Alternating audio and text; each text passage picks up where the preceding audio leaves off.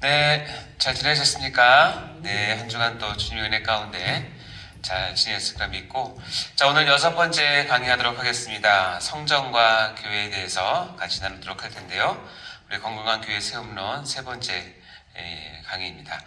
자, 우리 같이 기도하고 시작하도록 하겠습니다. 하나님 아버지, 참으로 감사드립니다. 저희에게 하나님의 귀한 말씀을 배울 수 있는 모든 환경과 마음과 아버지 또한 하나님의 부르심을 주셔서 진심으로 감사합니다. 우리가 기쁨을 가지고 또한 사명감을 가지고 이 일에 전념할 수 있도록 도와주시고, 하나님, 저희가 하나님 말씀을 배울 때에 하늘 문을 여시사 하나님의 놀라운 지혜와 총명으로 하나님 말씀을 깨닫는 귀한 시간 될 수 있도록 도와주시옵소서. 특별히 오늘은 이제 교회론에 들어가는 시간입니다. 하나님, 주님께서 세우신 교회가 얼마나 중요한지, 나에게 무슨 의미가 있는지를 깊이 깨닫고 교회를 섬김이 주님을 섬기는 것임을 깊이 깨닫는 귀한 시간 될 수 있도록 축복하여 주옵소서. 아버지, 또한 이 강의를 듣는 모든 원로들에게 정말 하나님의 말씀과 또 교회 사랑이 넘쳐날 수 있도록 하나님 축복하여 주시고, 짧은 시간이지만 처음부터 마친 시간까지 주 성령께서 저희와 함께하여 주시길 간절히 바라고 소원합니다. 주님, 함께하여 주시고 축복하여 주옵소서. 감사드리며 예수님 이름으로 기도합니다. 아멘. 자, 오늘 6번째 성전과 교회에 대해서 볼 텐데요. 우리 저번 시간까지는 이제 구원론 했고요. 구원의 마지막에 기억나시겠지만 견인에 대해서 했었는데, 잠깐 리뷰하고 들어가도록 하겠습니다. 자, 1번 견인은 시작해볼까요? 시작. 견인은 하나님의 은혜의 역사가 지속되어 완성에 이르도록 성령께서 신자 속에서 끊임없이 행하시는 사역이다. 즉, 하나님께서 구원받은 성도를 천국까지 반드시 끌고 가신다. 이게 견인에 대한 이야기죠. 견고하게 붙잡고 인내하시는 그 하나님의 은혜가 우리 성도들을 천국까지 반드시 끌고 가시는 은혜로 나타나는 거죠. 2번 읽어보겠습니다. 시작. 견인은 하나님의 열심과 보호하신 가운데 성도들의 인내가 반드시 요구된다. 이는 거듭난 신자들에게 적용되는 것이지 배교하는 가짜 신자들에게는 상관이 없는 일이 된다. 자, 이제 견인으로 해서 구원을 마지막으로 마치고요.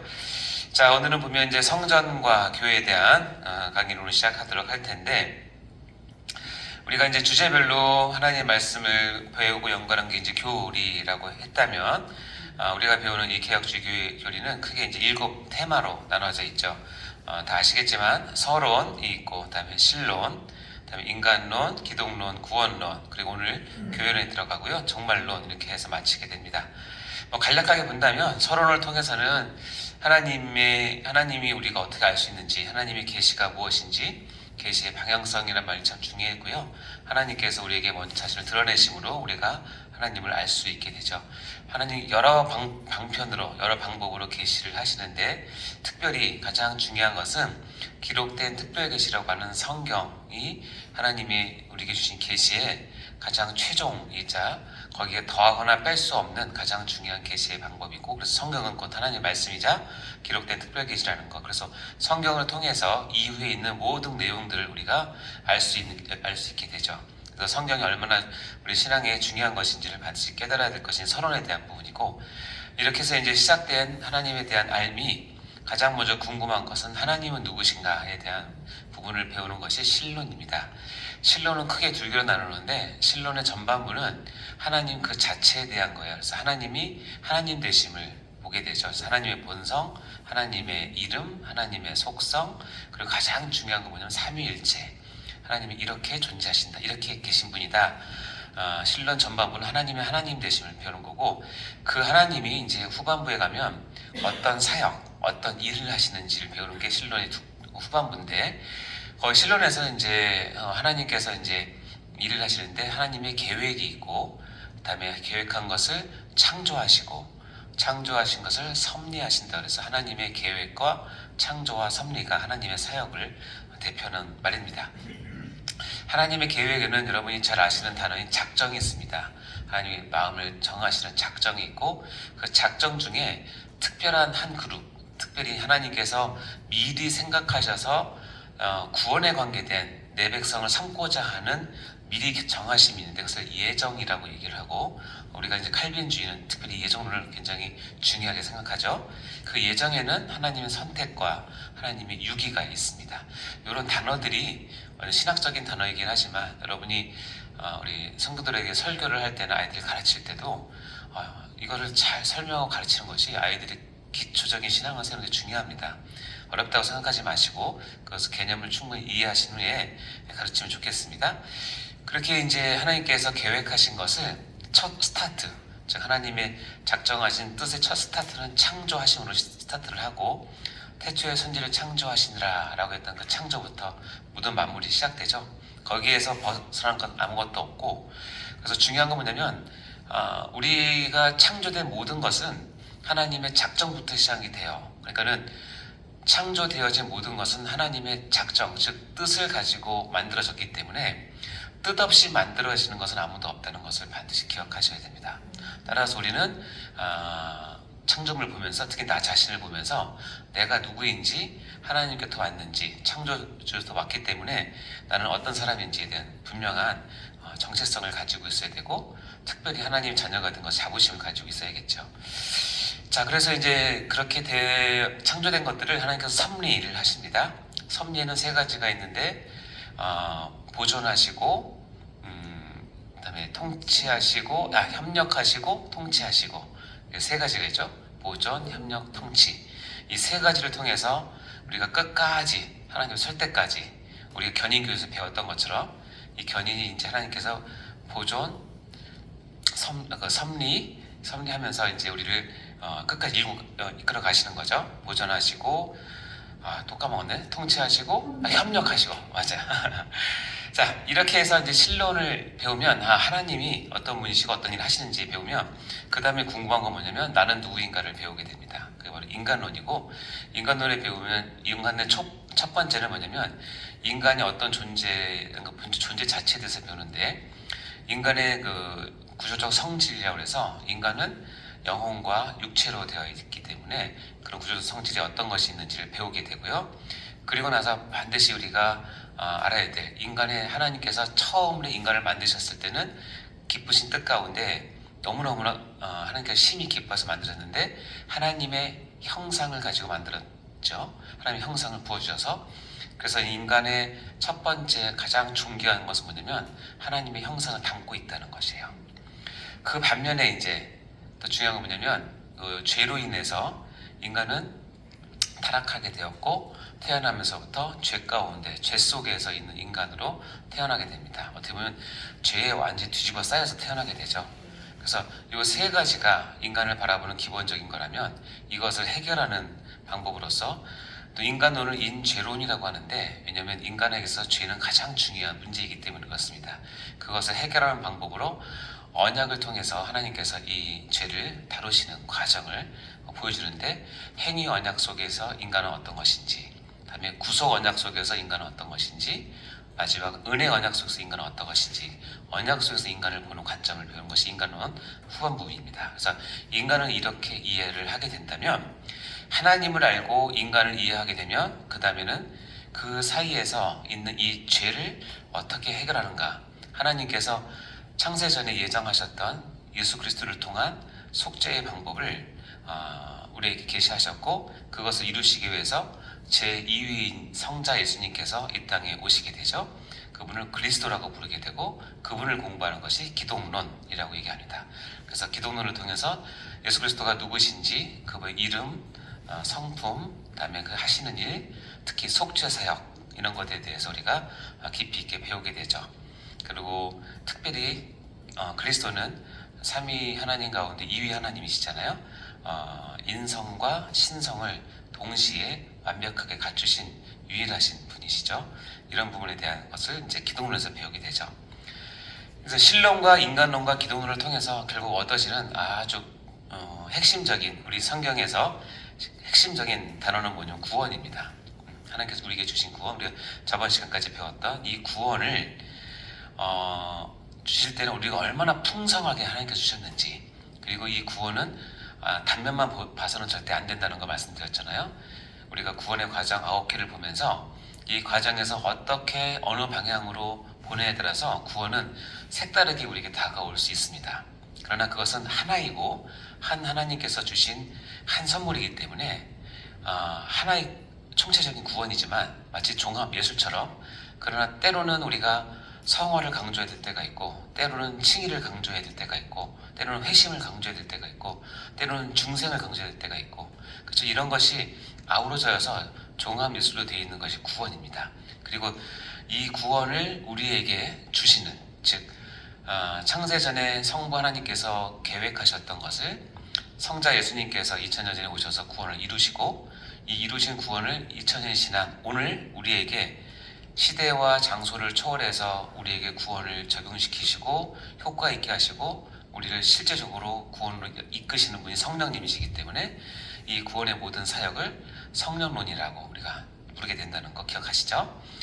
이렇게 해서 이제 서론부터 시작해서 구원론까지 왔어요. 그리고 나서 이제 갑자기 어떻게 보면 무대로 따지면 배경이 바뀝니다.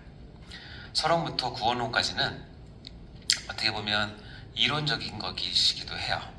우리가 할 수 있는 것이 아니라 이렇게 됐었구나, 이것이 하나님이구나, 이게 인간 모습이구나, 이게 그리스도께서 이렇게 하셨구나, 그래서 구원을 주셨구나 해서 배우게 되는데, 이 교회로는 달라요. 교회로는 이렇게 구원받은 사람들이 모여서 이 땅에서 정말 되기 전까지 무엇을 하면 살 것인지를 보는, 어떻게 보면 이제 활동, 실제 삶을 드러내는 것이 교회론이죠.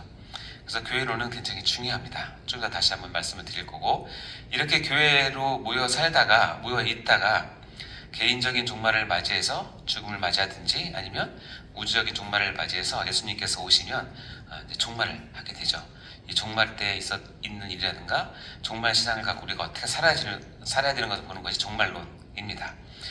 자, 이렇게 해서 이제 7가지 가운데 이제 오늘부터 시작되는 것이 금방 말씀드린 것처럼 뭐요? 교회론을 시작하도록 하겠습니다. 자, 여러분 나라부들인 교원에 보면 서론 할 것이고, 교회의 위기시대, 교회에 대한 진단을 할 것이고, 마지막으로 성전과 교회에 대해서 보면서 교회의 본질을 보도록 할 텐데요. 자, 서론을 보도록 하겠습니다. 금방 말씀드린 것처럼 7개의 이 테마 가운데 6번째 교회론이 왜 중요한지 한번 다시 보도록 할 텐데, 금방 말씀드린 것처럼 교회론은 개인의 이야기가 아닌 이제 복수, 우리의 이야기가 돼요. 그래서 서론부터 구원론까지는 실은 내가 할 것이 없고, 내가 이것을 알던 모르던 이건 변화가 없어요. 그래서 내가 삼위일체를 잘 몰라도 하나님은 삼위일체이심이 변하지 않아요. 그렇죠? 내가 죄인임을 극구 부인해도 하나님은 나를 죄인으로 보시면 난 죄인이에요. 변하지 않아요. 그리스도를 우리가 믿든 안 믿든 그리스도는 이미 역사 속에 오셔서 십자가에서 못 박혀 돌아가심으로 우리의 구원을 이루셨고, 부활하심으로써 구원을 완성하신 우리 하나님, 구원 주세요. 내가 믿든 안 믿든 변하지 않아요. 그래서 서론부터 구원론까지는 내가 할 일이 없어요. 그리고 나 개인의 신앙을 유지하기 위해서 반드시 필요한 내용이에요. 그러나 교회론은 그것이 아니라 이제는 개인이 할 수 없는 부분이에요. 이것은 우리가 해야 되는 부분이에요. 그래서 제가 가끔 우스갯소리를 하는데, 혼자 할 수 없는 것이 2가지가 있다고 말씀드렸죠. 이 땅에서 혼자 할 수 없는 것이 2가지가 있어요. 첫 번째는 결혼은 혼자 못해요. 그렇죠? 혼자 결혼하신 분 안 계세요? 결혼은 혼자 못해요. 그거랑 똑같은 비중으로 신앙생활은 혼자 할 수 없어요. 따라서 교회는 신앙생활을 하는 사람이 있어 반드시 필요한 겁니다. 마치 결혼하기 위해서는 둘이 해야 되는 것처럼 신앙생활은 혼자 할 수 없는 것이 성경의 정의예요. 그래서 교회는 우리 신앙생활에 가장 필수적인 것이다. 반드시 알고 계셔야 됩니다. 그리고 금방 말씀드린 것처럼 이 땅에서 실제로 내가 할 일이 다른 데보다는 특히 교회론에 집중되어 나타나기 때문에 우리의 실제적인 신앙생활의 어떤 형태와 모범과 형식을 보려면 이 교회론을 정확히 아셔야 돼요. 그래서 교회론은 굉장히 중요한데요. 그래서 저는 이렇게 생각합니다. 이 한 분이, 이 신자, 이 성도가 참 성도인지 아닌지를 어떻게 알 수 있을까요? 여러 가지로 알 수 있겠죠. 새벽기도 나오는지부터 시작해서 11조 하는지, 주일 성도 잘하는지 다 좋아요. 다 좋은데 그걸 한마디로 요약하면 이 성도가 참 성도인지 아닌지를 보는 시금석은 뭐냐면 그 사람과 교회와의 관계를 보면 알아요. 그래서 이 사람이 아무리 겉으로는 빼어난 스펙을 갖고 신앙생활을 하더라도 자기가 섬기는 교회와의 관계가 바르지 못하고 교회를 우습게 알고 교회를 떠나서 혼자 신앙생활을 한다면 참 성도라고 할 수가 거의 없다고 보시면 돼요. 마찬가지입니다. 이 전도사가, 그다음에 이 목사가, 이 장로가 참 사역자인지를 알려면 그가 하는 능력이나 프로그램의 능력이나 사람을 끌어모으는 거나 감동을 주는 설교, 이것이 중요한 것이 아니라 그가 섬기는 교회와의 관계를 보면 알아요. 그래서 이 사역자가 정말 제가 섬기는 교회를 정말 내 교회, 하나님께서 나에게 주신 내 몸과 같은, 내 생명과 같은 교회로 여기고 교회를 대하는지, 아니면 정말 그냥 직장 중에 하나로 와서 대하는지, 아니면 스쳐 지나가는 그냥 과정으로 대하는지, 아니면 성도들을 정말 존중하는지 우습게 하는지, 이런 것을 보면 이 사람이 교회의 관계를 보면 이 사람이 참 사역자인지 아닌지를 알 수가 있어요. 그래서 그런 모든 것들이 우리가 교회를 어떻게 섬긴지에 따라서 다 드러나게 됩니다. 그래서 교회론은 왜 중요하냐면 이런 것들을 보여줄 수 있는 것이 교회론을 제대로 이해했을 때 이것이 가능하기 때문에 그렇습니다. 자, 여러분, 교회는 뭘까요? 교회에 대한 정의는 여러분 또 다른 시간에 많이 배웠고, 교회는 에클레시아라고 하고 다 아시겠지만 부름받아 나온 뜻이 있고 또 택함 받은 뜻, 이런 뜻이 있습니다. 밑에 한번 즉 돼 있는데 한번 읽어볼까요? 같이 시작. 교회는 하나님께서 특별히 부르셔서 이전과는 달리 구별된 삶을 살기로 작정한 사람들이 모인 모임이며 하나님의 약속에 그 근거를 둔 구원의 공동체를 말한다. 자, 이 정의를 여러 각도로 설명할 수 있지만 제가 이 자리에서 여러분께 강조하고 싶은 단어는 뭘까요? 네, 그렇죠. 여기 보면 제가 색깔을 달리 했잖아요. 모임 그리고 공동체.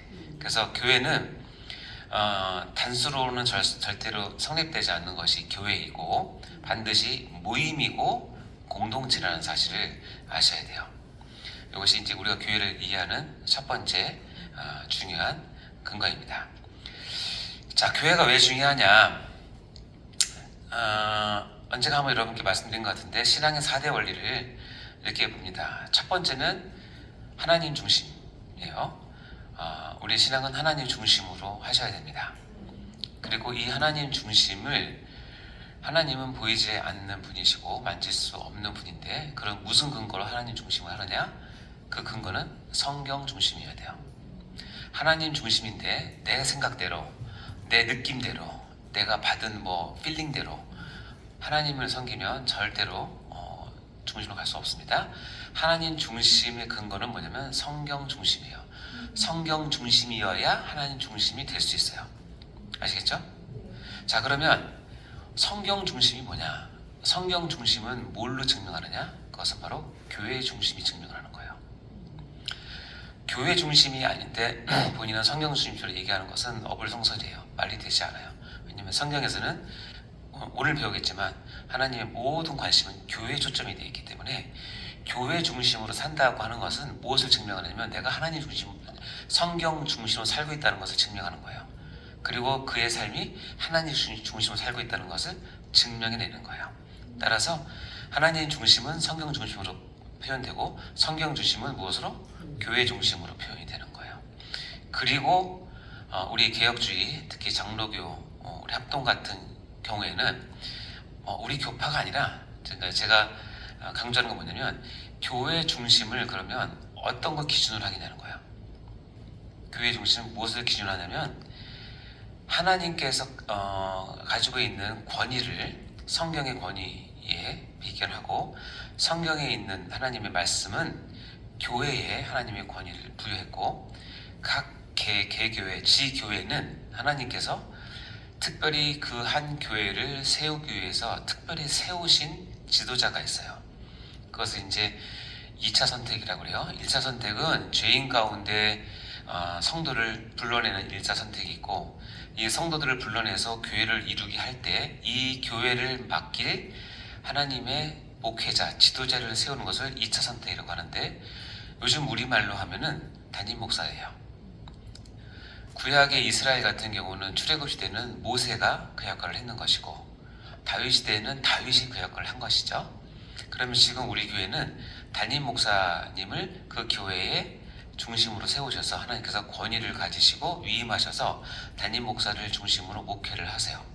따라서 우리의 신앙생활은 담임 목사 중심으로 하셔야 돼요. 이것이 네 가지가 완전히 있을 때 우리 신앙의 4대 원리가 이루어지는 것이고 바른 신앙을 할 수 있어요. 여러분 이 네 가지 잘하고 계십니까? 혹시 이 네 가지 중에서 나는 제일 힘들다는 게 어디입니까? 나는 제일 잘한다. 네, 이 네 가지 중에서 하나라도 빠지면 안 되는데, 제가 이거를 예전에 이렇게 해가지고 유튜브에 올려가지고 제 청년부 때 제 제일 친한 친구가 있어요. 절친 중에 삼총사 중에 한 친구가 지금 미국에 가 있는데, 이 친구가 제 유튜브를 봤나 봐요. 봤는데 나한테 카톡을 보내왔어요. 재훈아 그러면서 야, 신앙의 4대 원리, 3대 원리 들어봤는데 4대 원리는 처음이다 그러면서 3대 원리를 이야기했는데 자기는 네 번째 담임 목사 중심을 못 받아들이겠다. 그래서 왜 그랬더니 담임 목사님한테 상처를 너무 많이 받은 거예요.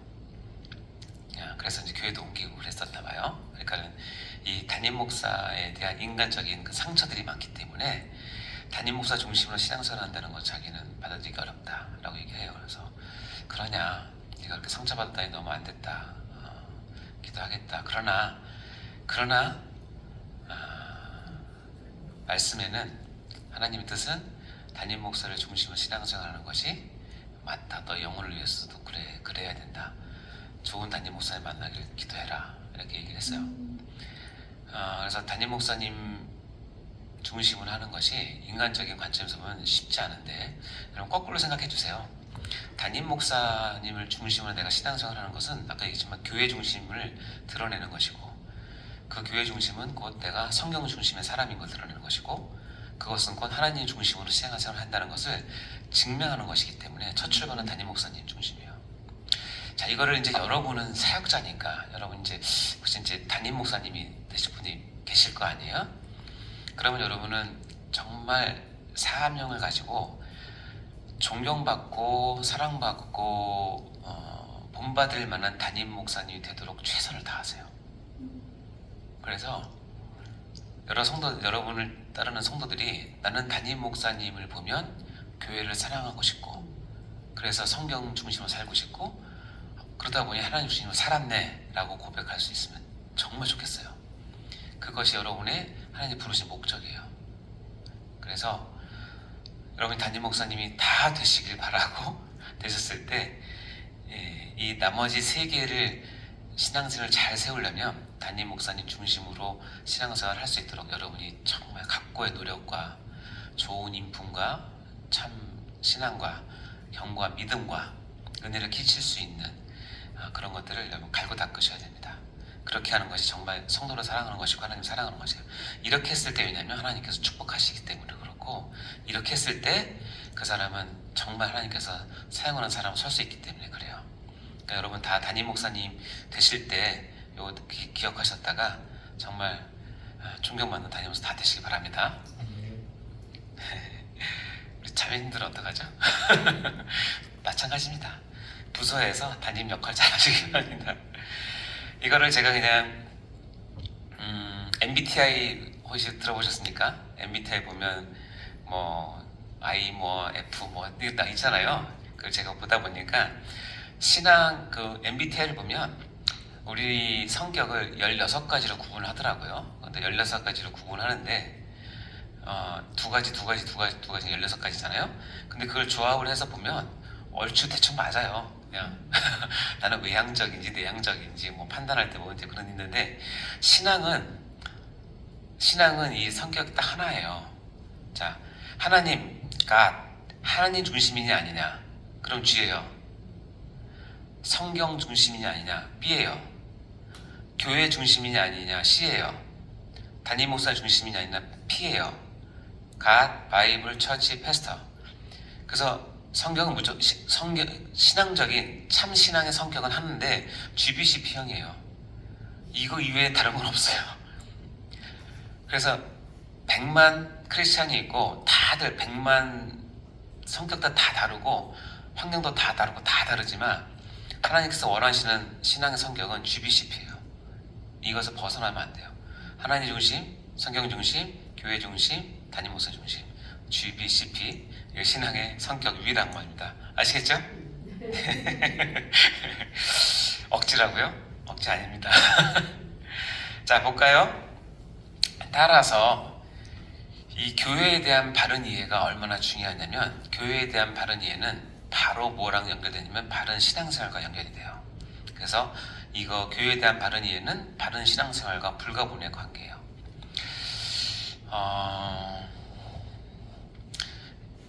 제가 평신도 가르칠 때는 이 얘기를 못하는데 여러분이니까 이야기를 합니다.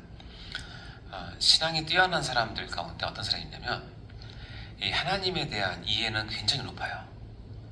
뭐 성경도 많이 보고 책도 많이 읽고 이런 토론 같은 것도 하면 안 지고 그리고 어떤 신학적인 또 신앙적인 생각들을 잘하고 자기 나름대로 신앙적으로 생활을 하려고 해서 하나님에 대한 이해와 그 배움과 그런 것들은 많은데 그런 사람들 가운데 어떤 사람이 있냐면 이 교회에 대한 이해가 너무 부족한 사람이 많아요.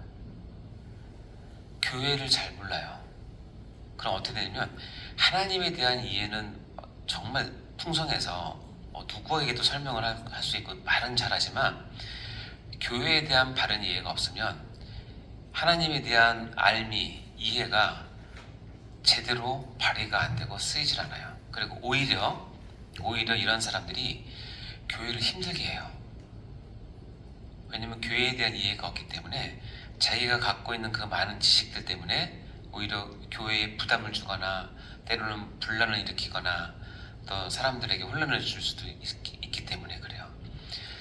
이런 분들이 간혹 있습니다. 그래서 특별히 이제 여러분처럼 지금 신대원에 와서 신학을 공부하고 앞으로 교회를 섬기겠다고 다짐하는 여러분들에 있어서는 앞에 서론, 신론, 인간론, 기독론, 구원론, 그리고 종말론 물론 다 아셔야죠. 그러나 이것을 다 아시는 것이 왜 아셔야 되냐면 목적은 하나예요. 뭐냐면 교회 때문에 그래요. 따라서 교회를 모르면 내가 배웠던 모든 신학의 지식들은 사상 누각이라고 생각하시면 딱 맞아요. 심지어는 차라리 안 배우면 하나님 앞에 덜 죄를 텐데 괜히 신학을 배워가지고 근데 교회에 대한 이해는 부족하고 그러니까 어떻게 해요? 스스로 괴로운 거예요. 암만 교회를 봐도 내 마음에 안 들어. 그러니까 맨날 지적하고 뭐라고 막 그러면서 교회를 위해서 한 번도 사랑하지 않고 한 번도 무릎 꿇지 않고 교회를 위해서 한 번도 희생하지 않고 한 번도 자기 돈도 안 쓰고 한 번도 눈물을 흘리지 않으면서 교회에 대해서는 지적을 엄청 잘해요. 왜냐면 아는 게 너무 많으니까. 그게 교회를 깨요. 담임 목사님을 엄청 힘들게 해요. 하나님은 절대 사랑하지 않습니다. 그런 사람을 위해서 제가 강조하건대 하나님에 대한 이해가 많으십니까? 하나님을 사랑하십니까? 그럼 교회에 대한 이해는 그거보다 훨씬 더 깊어야 돼요. 그래야 내가 하나님을 알고 이해하는 것을 담아낼 수가 있어요. 그래야 균형을 맞춰지게 되고 하나님도 기뻐하시고 나를 정말로 이제 교회를 위해서 쓰세요. 그러니까 전자와 같은 사람 우리 가운데는 정말 없었으면 좋겠습니다. 교회에 대한 바른 이해는 바른 신앙생활과 불가분의 관계예요.